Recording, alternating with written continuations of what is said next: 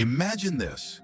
The sand is as hot as molten metal, the wind drives fine grains into your face, and each one stings your skin, as if reminding you that here, time works differently. Before you lies a plateau, flat as a table, and upon it, as if they grew from the very earth, stand the pyramids. Their silhouettes cut across the horizon, and the angles of the facades give the viewer a sense of order, precision, and endless calculation. You step closer, and the metal of the sun reflects off the stone. Imagine that once the peaks were covered with pure white limestone and even gilded tips, their shine visible for dozens of kilometers. And you understand, these are not just old stones. They are messages from the past, a message about what the human mind and human faith are capable of when they unite. Today our story will be long and thorough. We will go from the first mastabas to modern muon tomography, from the ancient masters like Imhotep to robots crawling in narrow shafts. We will meet pharaohs, engineers, thieves, and scientists. We will explore building methods, labor organization, religious meanings, and all the popular myths. And we'll try to figure out what's true and what's a beautiful fiction. Let's start from the very beginning. Before the pyramids as we know them appeared, people lived along the Nile who had learned to control the river. Once a year, the Nile would rise, leaving fertile silt, and around this cycle, life was built. Sowing, harvests, taxes, constructions. The state formed thanks to the ability to centrally control the waters, roads, and people. And very soon, the idea arose that the pharaoh's power was not just political, it was mystical and ritualistic. The pharaoh was a mediator between the gods and the people. He had to preserve his body so that his ka, soul, could exist in the afterlife. Thus arose the need for reliable and eternal tombs. The first tombs, mastabas, were simple, rectangular structures made of mud brick. But one day a man appeared, whose name faded into myth and became a legend. Imhotep, architect, doctor, priest, advisor to Pharaoh Djoser, and the one who was later deified.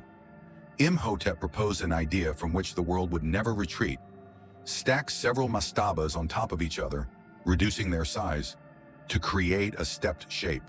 Thus, the first stepped pyramid arose in Saqqara, the true first skyscraper of antiquity. It was not just a tomb, it was a symbol, the vertical of power, a symbol of ascension to the heavens. The transition from the step shape with a smooth one was long and thorny. Dynasties experimented.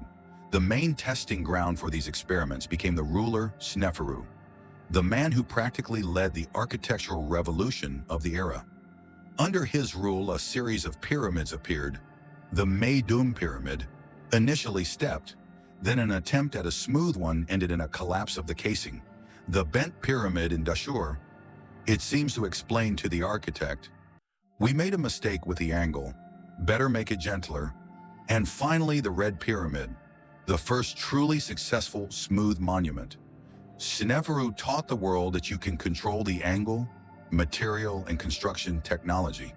This was the straight path to Giza. Now Giza. When we say pyramids, for most people, the Giza Plateau comes to mind. The Great Pyramid of Khufu, Cheops for the Greeks, the king among stones.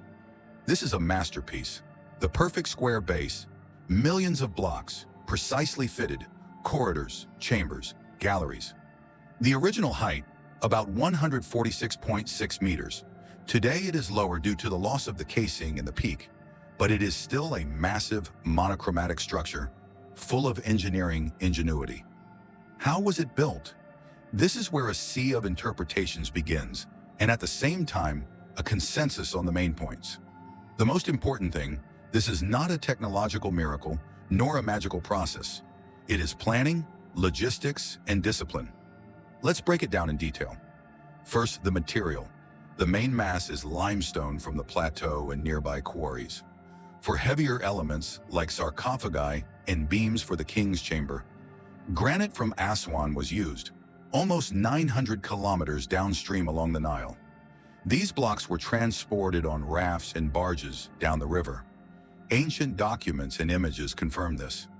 In 2013, archaeologists working at the ancient port of Wadi el-Jarf on the Red Sea discovered a whole group of papyri, the journals of an inspector named Merer. In Merer's records, he describes the delivery of limestone from the Tura quarry to the construction site of Khufu's pyramid. It's a systematically organized transportation, with people, boats, and precise routes. This is direct, written evidence of the pyramid construction logistics, and it became an important key for scientists. Merer writes about how his team supplied the stone, how deadlines were regulated, and how external elements of construction adhered to the plan. This is not a story of divine assistance, it's an inspector's journal pointing to an organized project. Second, the tools. No, not iron crane systems. The Egyptians worked with copper, chisels, stone hammers, and perseverance. For particularly hard stones, chisels were used, and for roughing out, chisels and dolerite hammers, which left characteristic marks. There are also experimental reconstructions. It had been shown that even with copper tools and abrasives, limestone could be worked quite precisely. Sand was used as an abrasive for polishing. The surfaces were fitted methodically. There were no space-age technologies, but there was craft experience. Third, moving on land. The most dramatic image, a barge and sleds with blocks, pulled by dozens of people. Archaeologists and physicists have conducted experiments. When sleds were pulled on dry sand, friction was high. However, if the space under the sleds was slightly wetted with water, friction drastically decreased, and the group could pull the blocks more easily. This detail was found in the oldest image of transportation. It clearly shows a person watering the path in front of the sleds. So the idea is not a hypothesis. It is confirmed by images and experiments. How to lift. There are several hypotheses, and perhaps the answer is a combination of them, varying depending on the construction site and era. The classical idea is an external inclined ramp, a huge embankment of stone and clay leading to the work area. The problem? The scale. With a pyramid height of 140 plus meters, the ramp would have been enormous and costly. An alternative, zigzag ramps along the facades which save material. The third, more modern hypothesis, an internal spiral ramp, proposed by engineer Jean-Pierre Houdin. In his version, blocks were lifted inside the pyramid structure through hidden corridors, while the external casing completed the facade. Houdin has 3D models and some indirect evidence, but the proof is not entirely conclusive. Perhaps they built differently at different times and on different objects. Some blocks went up external ramps, while others were hauled up through internal systems and rails. The key here is pragmatism. Engineers sought methods that worked and repeated successful solutions. And another point, labor organization. For a long time, we have been fed the image of slaves whipped into labor. Real archaeological finds have debunked this legend. In the Giza Plateau and surrounding areas, entire workers' quarters, cemeteries, dining areas, and evidence that people were kept decently have been found. Remains of meat, bread, beer. There are signs of medical assistance, healed fractures. Mark Lehner and other researchers reconstructed the workers' town and concluded that these were skilled stonemasons, carpenters, boat builders, and their families, working in seasons. During the Nile's flood, farmers worked on the construction. Working on the pyramid was a long contract, an honorable duty, and a way to support one's family. This explains the quality result. Motivation, professionalism, and organization lead to grandeur, not slave labor. Next, the interiors of the pyramids. The Great Pyramid of Khufu is an entire architectural machine, a descending corridor leading to the underground chamber, an ascending corridor, a large gallery with slanting stone blocks, the king's chamber with a sarcophagus made of hewn granite, and the mysterious shafts, which were once thought to be ventilation channels, but now are seen as symbolic recesses aligned with the stars. Above the king's chamber, engineers laid a system of relieving chambers, small corridors and niches to relieve the pressure on the ceiling of the room. It is this system that prevents the stone mass from blowing off the roof of the king's chamber. A simple but delicate engineering trick. In the 21st century, technologies emerged that allowed us to look inside without destroying the stone. The Scan Pyramids project used muon tomography. Cosmic particles, muons, naturally pass through the stone layer. By measuring the difference in absorption and scattering, they can see voids. In 2017, these measurements revealed the presence of a big void, a huge cavity above the Grand Gallery, which was estimated to be tens of meters long. This was a significant breakthrough. For the first time in centuries, an uncharted space was found within the pyramid. What it is, an unfinished chamber, a construction void, or a hidden room, remains an open question. But the fact remains, there is still an undiscovered story in the stone heart of Khufu. While we're talking about the inside, we can't forget how the pyramids live beyond antiquity. Most tombs and chambers were looted already in ancient times. Sometimes centuries passed after the burial rituals were completed before the guards managed to intervene. In the 14th to 19th centuries, many researchers, travelers, and relic hunters visited the pyramids. From Belzoni to Flinders Petrie, from John Shaw to British archaeologists, whose methods often left much to be desired. One of the most controversial figures was Howard Weiss, who, in the 19th century, used explosives to create new passages in the pyramids. His methods uncovered new chambers, but also raised questions about the integrity of the ancient monuments. On the other hand, the work of that era laid the foundations of archaeology, without which we wouldn't know what we know today. There are so many myths about the pyramids that they could fill volumes. The most persistent ones are about alien builders, mysterious energy, and ancient power plants. In all of these stories, there's one common thread: an attempt to explain the incredible as something supernatural instead of acknowledging human genius. For people who have never stood in 40-degree heat and witnessed thousands of people day after day chiseling and fitting stones, it's easy to come up with a romantic version. They couldn't have done it, so it must be aliens. But we have records, we have evidence. Mirror's journal, workers' quarters, traces of tools, experimental reconstructions. All of this provides a natural explanation. No less fascinating because it's a story about people. There are also more subtle theories. For example, the so-called Orion correlation theory, popularized by Robert Bauval in the 1990s. He claimed that the three pyramids of Giza align with the belt of Orion, which the Egyptians associated with the god Osiris. It's a beautiful idea and may reflect symbolism, but critics point out that the alignment is imprecise. There are discrepancies in dating, and the selection of cartographic references often depends on the data chosen. So it's possible that the pyramids indeed had an astronomical subtext, but the exact mechanisms and motives remain unclear. Another controversial topic is the age of the Sphinx. One researcher, John Anthony West, proposed the hypothesis of water erosion, which supposedly indicated a much older age for the Sphinx, millennia before the time of the pharaohs. Supporters of this version believe that the characteristic erosion marks are caused by rainwater, which could have only occurred in the distant past, before Egypt's climate became arid. The main counter-argument is that these marks could be explained by vandalism, local ground conditions, wind erosion, and other factors. This field is still a lively scientific debate. Like many sensational hypotheses, there are supporters and opponents, but no final consensus. Returning to the people, life inside the workers' camps was full of details that come to life when archaeologists look closely.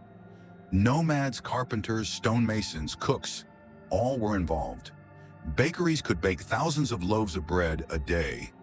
Bones of bulls and goats have been found, indicating a rich diet during construction periods.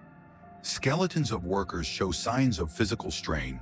Their torsos and legs were well developed, and their bones show signs of hard labor. But there are also signs of medical care. People treated fractures, and many survived. Mortality was higher than in cities, but care and concern were present as well. And of course, there are dramatic moments. Stories of tomb robbers are a genre all on their own. In antiquity, people often tried to break into the tombs and steal the treasures. Sometimes it was done carefully and officially. Officials and priests would take an inventory. Sometimes it was vandalistic. These thefts left empty chambers or desecrated sarcophagi. That's why modern science relies not only on the finds in tombs, but also on texts, architecture, and contextual artifacts. In the 20th century, interest in the pyramid legacy was reignited, with scientific expeditions, as well as public scandals. The discovery of King Tutankhamun's tomb by Howard Carter in 1922 is a classic example. The world saw wealth, gold, treasures, but also a story in which names, faces, and intrigues came to life. Although Tutankhamun isn't connected to Giza, his story became part of the broader collection of mytho-narratives about ancient Egypt. At the same time, archaeologists like Flinders Petrie, Kamal el-Malach, Zahi Hawass, and Mark Lehner laid the foundation for the current understanding of the pyramids through their research, excavations, and restorations. There are a few anecdotes about human foolishness and courage that remain. The Englishman Howard Weiss, in the 19th century, without modern tools, applied dynamite and got what he wanted, but at the cost of risking the monument. Another example, the Italian Belzoni, a giant in his methods. He dug out antiquities so radically that the modern museums housing his trophies still debate the moral side of his actions. In the history of archaeology, there has always been room for both heroes and barbarians. The pyramids have survived both. Modern research methods are a whole different operation. Muon tomography, 3D scanning, lidar, drones, and robots now allow us to study the structure without destroying it. Probe robots crawl through shafts just 20 centimeters in diameter, recording walls, finding hidden blocks, and traces of tools. Satellite imagery helps uncover underground structures in ancient riverbeds that were previously hidden. These technologies add to our knowledge what even the most meticulous 19th century archaeologists could never have discovered. And here's the important part. Each technology brings new questions. Moons have illuminated voids. And somewhere inside Khufu's stone heart, lidar shows that there are still many stones and traces of ancient construction under the sand around the plateau. This means we haven't closed the topic yet, but are in fact opening a new page. Now, a few stories that bring the material to life. In 1954, Egyptian archaeologist Kamal el-Malak discovered the so-called solar boat of Khufu at the base of the Great Pyramid.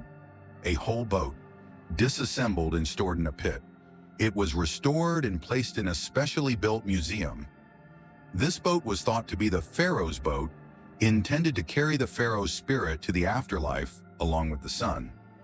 This discovery is one of those that ties engineering thought and religious symbolism into a unified whole. The person didn't just build stone mountains, but also created objects to accompany gods and the deceased on their journey to the afterlife. Another discovery that overturned our understanding of logistics was the Wadi el-Jarf papyri.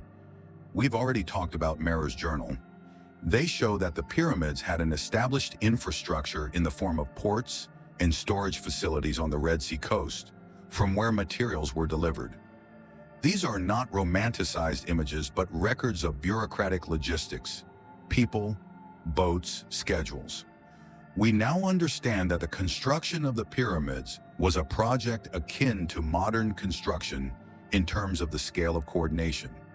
But life is not only about large projects. There are small things that make you smile and tug at your heart. At one of the worker cemeteries, archaeologists found a tag with an inscription that translates to something like the name of a team or gang, and it said something like gang of drunks or band of brewers. People left self-irony and everyday signs even in an era of grandeur.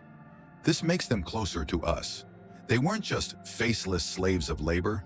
They were people with jokes, humor, conflicts, and care. At the same time, there are the darker moments. The Sphinx, with its scars and damage, also lived through its own drama. Over the centuries, it has been re-stamped, chipped away, and restored. Its nose disappeared. One of the legends attributes this to Napoleon, but in fact it was lost much earlier in the weaponry of the ages. The Sphinx has survived millennia and shows just how vulnerable cultural heritage is to time and humanity. we can't avoid the question, why do the pyramids still attract pseudoscientific theories? It's a philosophical phenomenon. People want to see a higher meaning, hidden codes, secret knowledge in the world. Pseudo-archaeologists and conspiracy theorists love to interpret numbers, angles, and coincidences as proof that the ancients knew something that modern researchers can only now uncover. They point to perfect angles, some geometry, and the pi number in the proportions. But mathematical correlations are easy to extract if you look selectively. The scientific approach requires strict methodology and confirmation from different sources: archaeology, texts, instrumental traces. Where these confirmations are absent, one should be cautious. Still, within this science, there is room for poetry.